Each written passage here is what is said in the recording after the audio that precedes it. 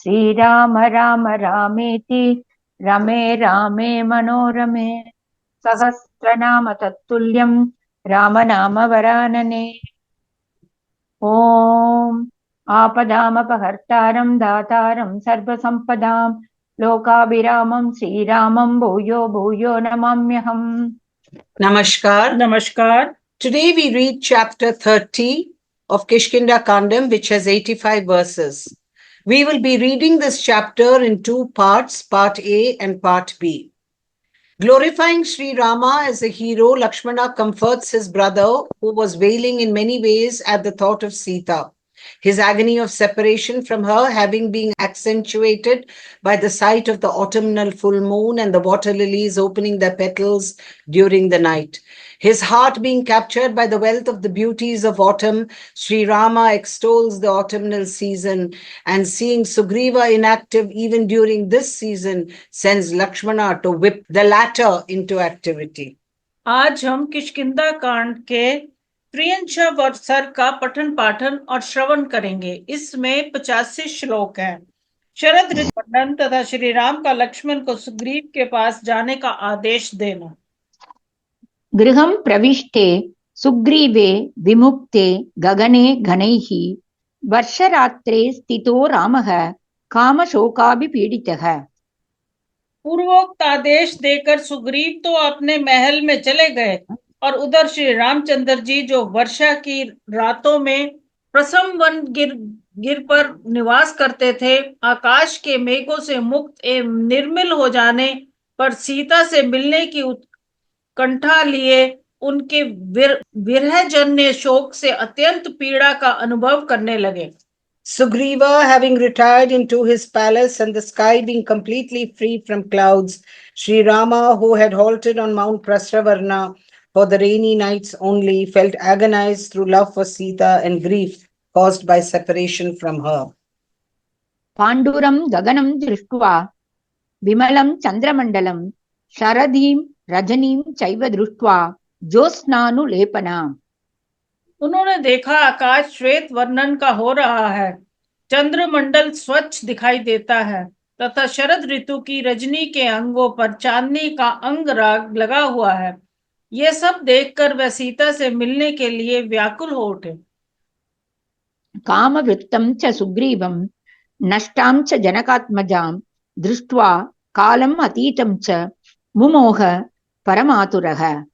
उन्होंने सोचा सुग्रीव काम में असक्त हो रहा है, जनक कुमारी सीता का अब तक कुछ पता नहीं लगा है और रावण पर चढ़ाई करने का समय भी बीता जा रहा है। ये सब देखकर अत्यंत आतुर हुए श्री राम का हृदय व्याकुल उठा।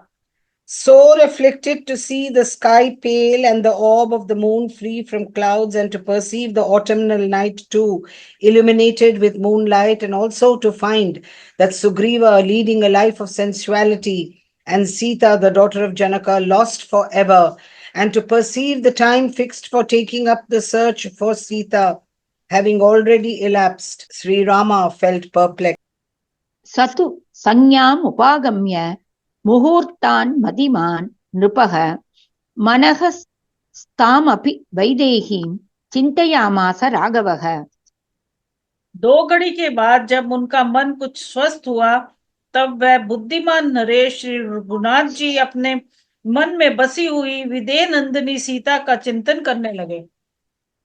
Regaining his balance of mind after a while, the wise Sri Rama, a scion of Raghu, a protector of men for his part, thought deeply of Sita, even though she ever existed in his mind. दृष्ट्वा च विमलं व्योम गत विद्युत् बलाहकं सारसार वसं गृष्टं विललाप आर्तया गिरा। उन्होंने देखा आकाश निर्मल है, ना कहीं बिजली का गड़गड़ाहट है और ना मेघों की घटा। वहां सब और सारसों की बोली सुनाई देती है। ये सब देखकर वह आत्मवाणी में विलाप करने लगे। Nay, seeing the sky clear, free as it was from lightning and clouds, and resonant with cries of cranes, Sri Rama lamented in plaintive tones. आसीनः पर्वतस्य अग्रे हेमधातु विभूषिते शारदं गगनं दृष्ट्वा जगाम मनसा प्रियाम। सुनहरे रंग की धातुओं से विभूषित पर्वत शिखर पर बैठे हुए श्री रामचंद्र जी शरत काल के स्वच्छ आकाश की ओर दृष्टिपात करके मन ही मन अपनी प्यारी पत्नी सीता का ध्यान करने लगे। Observing the autumnal sky while seated on top of the mountain, rendered picturesque with minerals of golden hue, Sri Rama mentally approached his darling Sita.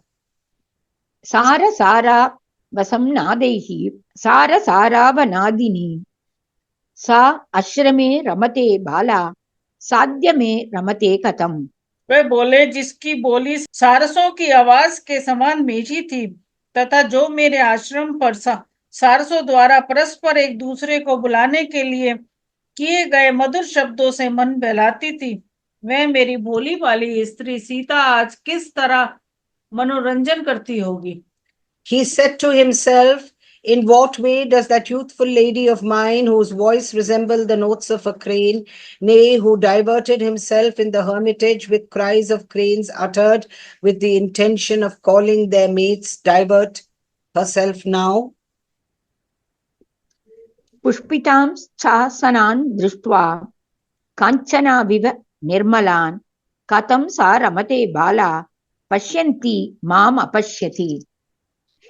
स्वर्ण में वृक्षों के समान निर्मल और खिले हुए असन नामक वृक्षों को देखकर बार बार उन्हें निहारती हुई भोली वाली सीता जब मुझे अपने पास नहीं देखती होगी तब कैसे उसका मन लगता हो। Beholding the asana trees in bloom, which were bright as gold, but not seeing me, how does that youthful lady divert herself? या पुरा कलहंसानां कलेन कलभाषिनी बुध्यते चारु सर्वांगी साध्य में रमते कथम। जिसके सभी अंग मनोहर हैं तथा वह स्वभाव से ही मधुर भाषण करने वाली है, वह सीता पहले कल हंसों के मधुर शब्दों से जागा करती थी, किंतु आज वह मेरी प्रिय वहां कैसे प्रसन्न रहती होगी। How does that lady of mine, who spoke in such sweet tones and was charming of every limb, and who used to wake up in the morning with the notes of swans, divert herself now? चक्रवाकानां निशम्य सहचारिणां पुंडरीक विशालाक्षी कथम येषा भविष्यति। जिसके विशाल नेत्र प्रफुल्ल कमल दल के समान शोभा पाते हैं, वह मेरी प्रिय जब साथ विचरने वाले चक्रवों की बोली सुनती होगी तब उसकी कैसी दशा हो जाती होगी। How will that lady with eyes as big as the lotus feel on hearing the cry of the Chakravaka birds, the red geese moving about in pairs? सरांसि सरितो वापिः काननानि वनानि च तां विना मृगशावाक्षीं चरन् न अद्य सुखं लभे। हाय, मैं नदी तालाब बावली कानन और वन सब जगह घूमता हूँ, परंतु कहीं भी मृगशाव कन्यानी सीता के बिना अब मुझे सुख नहीं मिलता है। I derive no more joy while roaming about on the brink of lakes, rivers, and tanks, and over woodlands and groves without that fawn-eyed lady. अपि तां मत् वियोगाच्च सौकुमार्याच्च भामिनीं सुदूरं पीडयेत् कामः शरद गुण निरंतरः। कहीं ऐसा तो नहीं कि शरद ऋतु के गुणों से निरंतर वृद्धि के वो प्राप्त होने वाले काम भामिनी सीता को अत्यंत पीड़ित कर दे, क्योंकि ऐसा संभावना के दो कारण हैं, एक तो उसे मेरा वियोग का कष्ट और दूसरे वे अत्यंत सुकुमारी होने के कारण इस कष्ट को सहन नहीं कर पाती हूँ। Constantly intensified by the beauties of autumn, the pangs of love are, I am afraid, cruelly tormenting that beloved lady due to her separation from me and due to her tenderness. एवमादि नरश्रेष्ठो विललाप नृपात्मजः विहंग इव सारंगः सलिलम त्रिदशेश्वरात्। इंद्र से पानी की याचना करने वाले प्यासे पपीहे की भांति नरश्रेष्ठ नरेंद्र कुमार श्री राम ने तरह की बहुत सी बातें कहकर विलाप किया।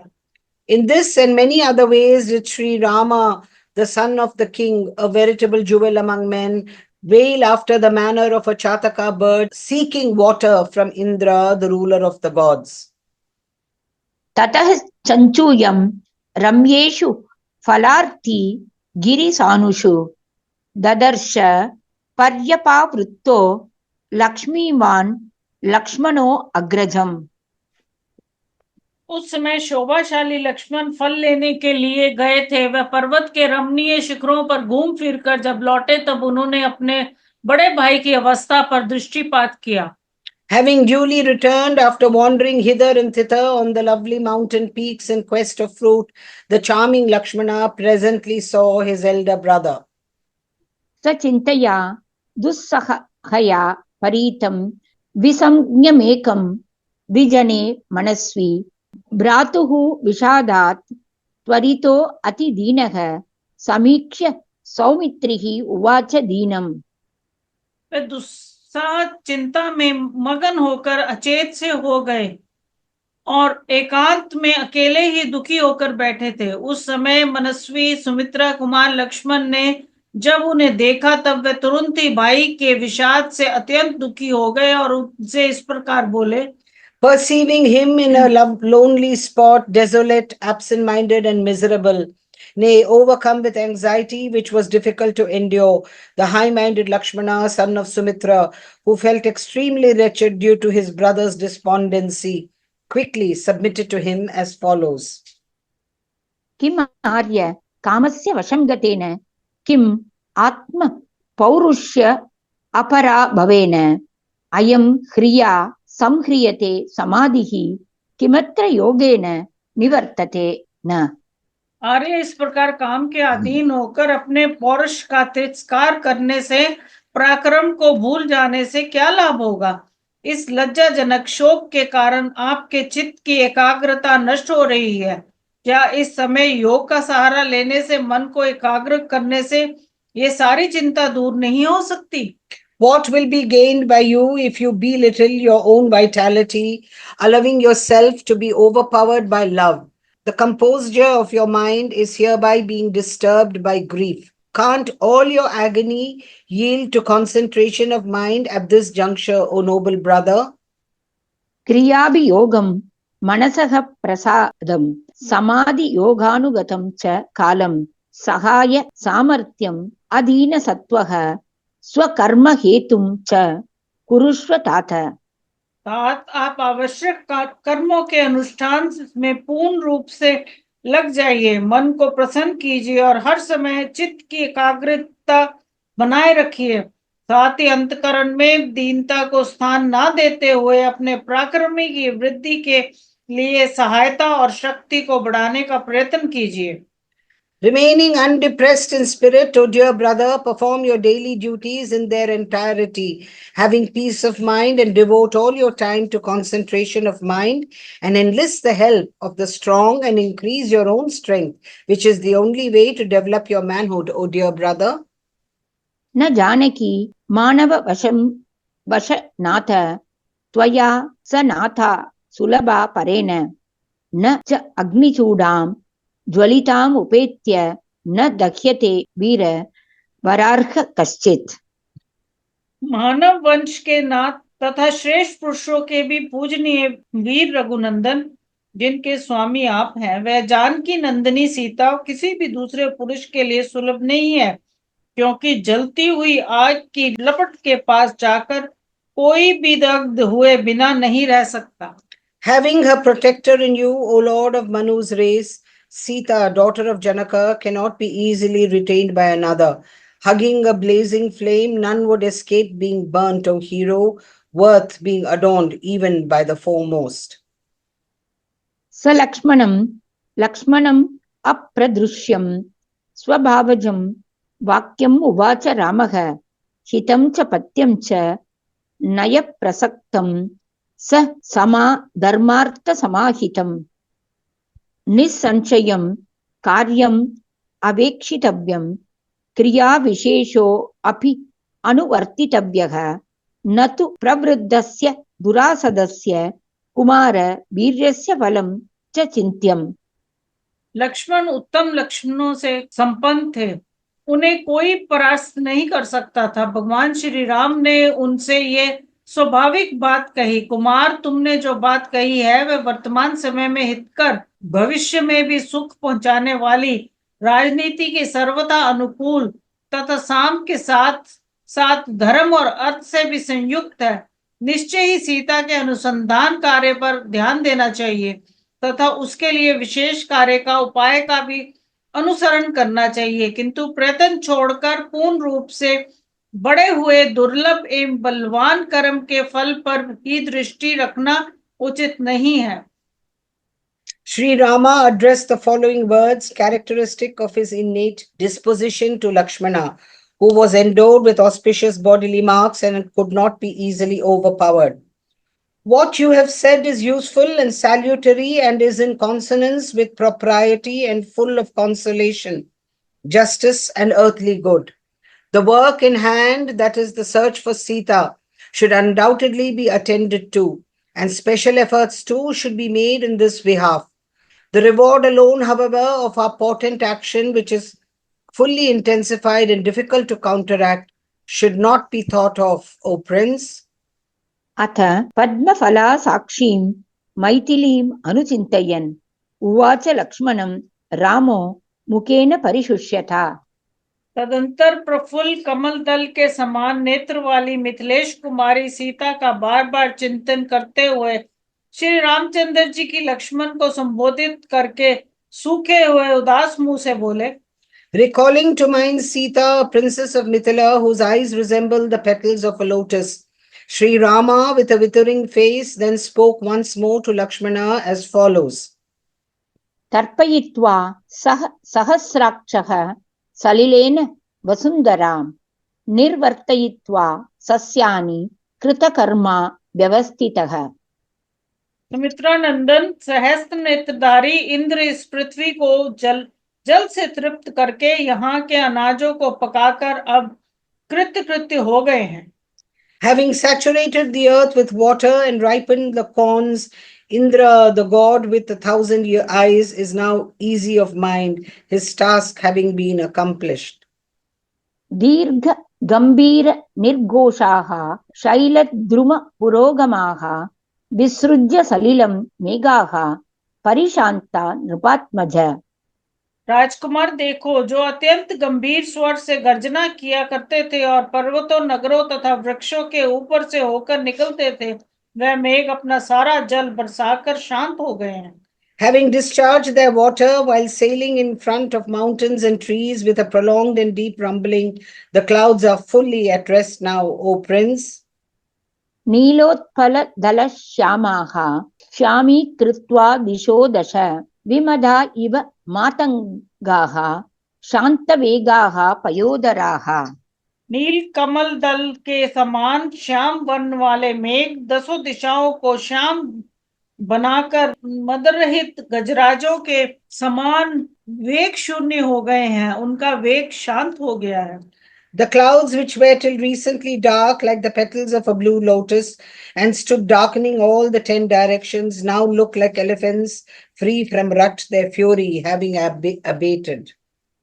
जलगर्भा महावेगाः कुटजार्जुन गन्धिनः चरित्वा विरताः सौम्य वृष्टिवाताः समुद्यताः। सौम्य जिनके भीतर जल विद्यमान था तथा जिनके कुटुज और अर्जुन के फूलों की सुगंध भरी हुई थी, वे अत्यंत वेगशाली झंझावात उमड़ घुमड़ कर संपूर्ण दिशाओं में विचरण करके अब शांत हो गए हैं। Having finished their round, O gentle brother, the rainy winds, which were laden with moisture and full of great fury, and which bore the fragrance of Kutaja and Arjuna flowers, have now ceased to blow, though fully prepared to march. गणानां वारणानां च मयूराणां च लक्ष्मण नाद प्रश्रवणानां च प्रशान्तः सहसानग। निष्पाप लक्ष्मण बादलों, हाथियों, मोरों और झरनों के शब्द इस समय सहसा शांत हो गए हैं। The rumbling of clouds, the trumpeting of elephants, the cry of peacocks, and the sound of waterfalls have become completely still all at once, O sinless one. अभिवृष्टा महामेघैः निर्मलाश्चित्रसानवः अनुलिप्ता इव अबान्ति गिरयः चन्द्ररश्मिभिः। महान मेघों द्वारा बरसाए हुए जल से घुल जाने के कारण ये विचित्र शिखरों वाले पर्वत अत्यंत निर्मल हो गए हैं। इन्हें देखकर ऐसा जान पड़ता है मानो चंद्रमा की किरणों द्वारा इनके ऊपर सफेदी कर दी गई है। Having been washed on all sides by huge clouds and thus cleansed of their impurities, the mountains with their picturesque peaks shine forth as though illumined by the rays of the moon. शाखासु सप्तशतपादपानां प्रभासु तारार्क निशाकराणां लीलासु चैवोत्तमवारणानां श्रियं विभज्याद्य शरत् प्रवृत्ता। आज शरद ऋतु सप्तशत चितवन की डालियों में सूर्य चंद्रमा तारों की प्रभा में तथा श्रेष्ठ गजराजों की लीलाओं में अपनी शोभा बांट कर आई है। Autumn has now set in, severely manifesting her grace in the form of blossom on the boughs of the Saptachada trees. Through the light of the stars, the sun and the moon, and through the frolicking sport of excellent elephants. संप्रत्यनेकाश्रय चित्रशोभा लक्ष्मीः शरत्काल गुणोपपन्ना सूर्याग्रस्त प्रतिबोधितेषु पद्माकरेषु अभि अधिकम विभाति।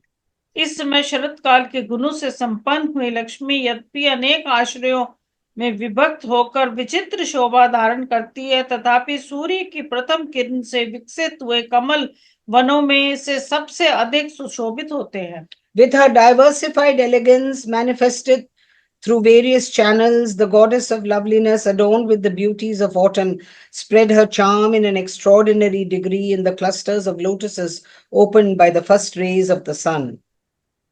सप्तच्छदानां कुसुमोपगन्धी षट् पादवृन्दैः अनुगीयमानः मत्तद्वीपानां पवनानुसारी दर्पं विनेश्यन् अधिकं विभाति। चितवन के फूलों की सुगंध धारण करने वाले शरत काल स्वभावत वायु का अनुसरण कर रहा है। भ्रमरों के समूह उसके गुणगान कर रहे हैं। वह मार्ग के जल को सोखता और मतवाले हाथियों के दर्प को बढ़ाता हुआ अधिक शोभा पा रहा है। Bearing the fragrance of blossom of Saptachada trees, nay, being celebrated in song by swarms of black bees, drying up the waters of the lakes and the rivers, etc., heightening the excitement of elephants in rut and thus following the ways of the wind god, autumn is spreading its charm in a special degree. अभ्यागतैः चारु विशाल पक्षैः स्मरप्रियैः पद्मरजो अवकीर्णैः महानदीनां पुलिनोपयातैः क्रीडन्ति हंसाः सह चक्रवाकैः। जिनके पंख सुंदर और विशाल है, जिन्हें काम क्रीड़ा अधिक प्रिय है, जिनके ऊपर कमलों के पराग बिखरे हुए हैं, जो बड़ी बड़ी नदियों के तटों पर उतरे हैं और मानसरोवरों के साथ ही आए हैं, उन चक्रवाकों के साथ हंस क्रीड़ा कर रहे हैं। The swans are sporting with the chakravakas, a species of red geese that have newly arrived from the Manasarovar lake. With them are distinguished by their lovely distended wings and covered over with the pollen of lotuses, are fond of amorous sport and have come in contact with them on the sandy banks of big rivers. मदः प्रगल्भेषु च वारणेषु गवां समूहेषु च दर्पितेषु प्रसन्नतोयासु च निम्नगासु विभाति लक्ष्मीर्बहुधा विभक्ता। मदमद गजराजों में दर्प भरे वृक्षों के समूह में तथा स्वच्छ जल वाली सरिताओं में नाना रूप से विभक्त हुई लक्ष्मी विशेष शोभा पा रही है। Loveliness appears reflected severally in elephants, mad through rut, in herds of excited bulls, as well as in streams with placid waters. नभः समीक्ष्य अम्बुधरैः विमुक्तं विमुक्त बार्हाभरण वनेषु प्रिया स्वररक्ता विनिवृत्त शोभा गतोत्सवा ध्यानपरा मयूराः।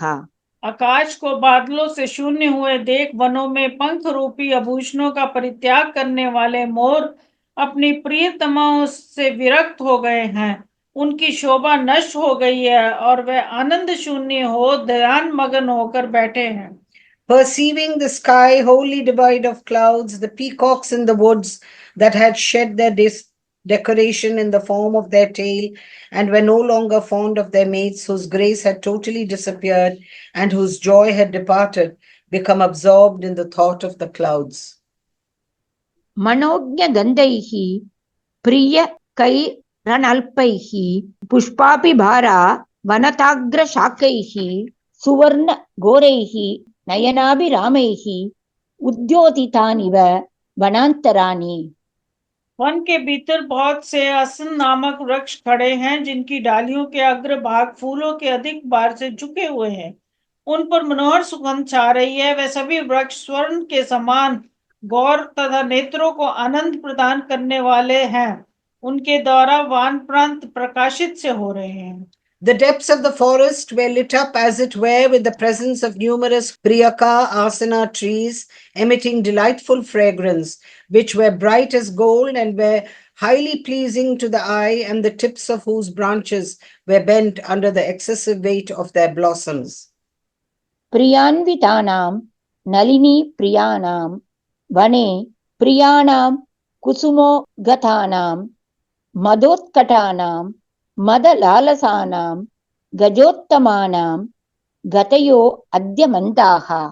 जो अपनी प्रीतमों के साथ विचरते हैं, जिन्हें कमल के पुष्प तथा वन अधिक प्रिय है, जो चितवन के फूलों को सूंघकर उन्मत्त हो उठते हैं, जिनमें अधिक मद है तथा जिन्हें मद जनित काम भोगी की लालसा बनी हुई है, उन गजराजों की गति आज मंद हो गई है।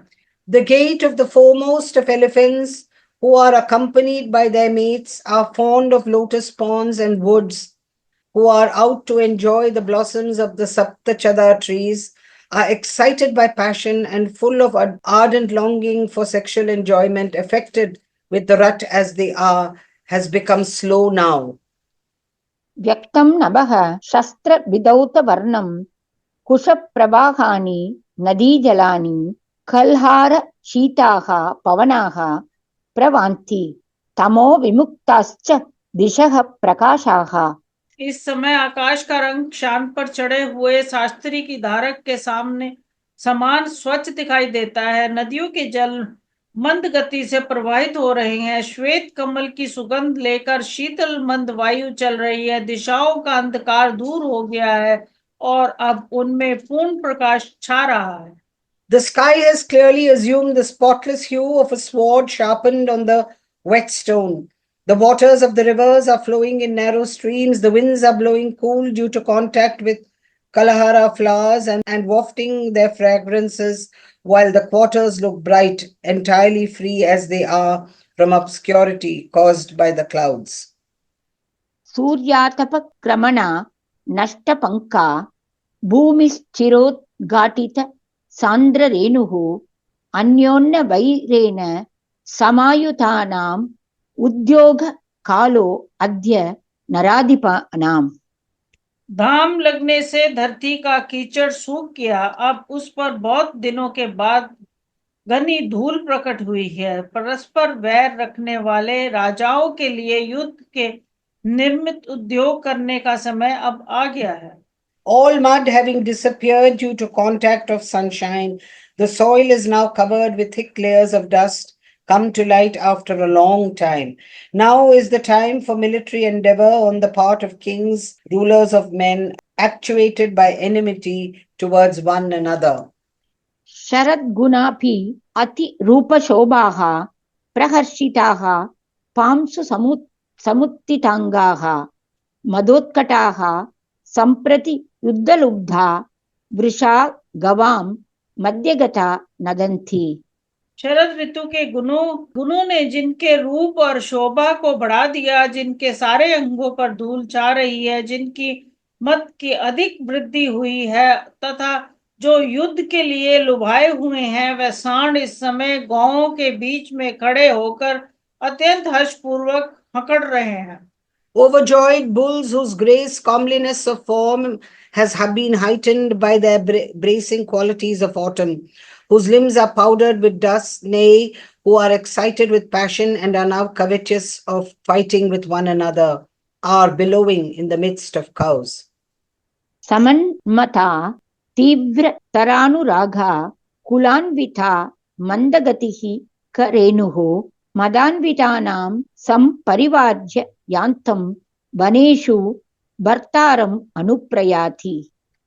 जिसमें काम भाव का उदय हुआ है, इसलिए जो अत्यंत तीव्र अनुराग से युक्त है और अच्छे कुल में उत्पन्न हुए हैं, वे मंद गति से चलने वाली हथनी वनों में जाते हुए अपने मदमत स्वामी को घेर कर उसका अनुगमन करती है.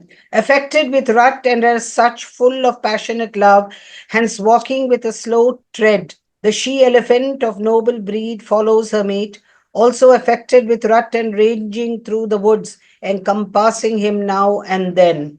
Tyaktva Varani Atma Vibhushitani Barhani Tiropagata Nadinam Nirvarsyamana Iva Sarasaugaihi Prayanti Dina Vimana Mayuraha.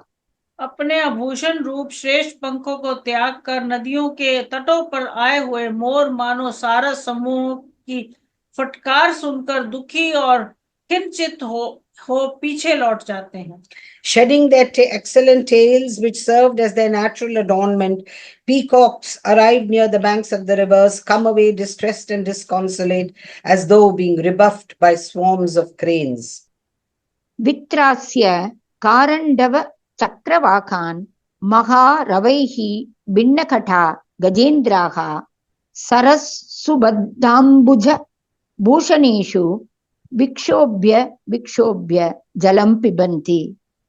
जिनके गंठ स्तन में मद की धारा बह रही है, वह गजराज अपनी महती गर्जना से कांडवों तथा चक्रवाकों को भयभीत करके विकसित कमलों से विभूषित सरोवरों में जल को हिलोर हिलोर कर पी रहे हैं. Scaring away the Karandava and the Chakravakas by their formidable cries, while standing in lakes adorned with open lotuses, lordly elephants with ichor exuding from their temples drink their water after stirring it violently again and again. Vyapeta Pankasu Savalukasu Prasanna Toyasu Sa Gokulasu Sa Sarabha Vinaditasu Nadishu Hamsa निपतंती हृष्टाहा. जिनके कीचड़ दूर हो गए हैं, जो बालुकाओं से सुशोभित है, जिनका जल बहुत ही स्वच्छ है, तथा गौओं के समुद्र जिनके जल का सेवन करते हैं, सारसों के कलरवों से गूंजती हुई उन सरिताओं में हंस बड़े हर्ष के साथ उतर रहे हैं. Swans full of joy descend into the rivers from which mud has altogether disappeared, which are now fringed with sands whose waters have become clear, which are frequented by herds of cows and flocked with cranes and are rendered noisy with their cries. इत्यार्षे श्रीमद् रामायणे वाल्मीकिये आदिकाव्ये किष्किन्धाकाण्डे 30 सर्गस्य प्रथमभागः. इस प्रकार श्री वाल्मीकि निर्मित अर्ष रामायण आदि काव्य के किष्किंधा कांड में 30वें सर्ग का प्रथम भाग पूरा हुआ. Thus ends part 1 of Canto 30 in the KishkindhaKandam of the glorious Ramayana of Valmiki, the work of a rishi and the oldest epic.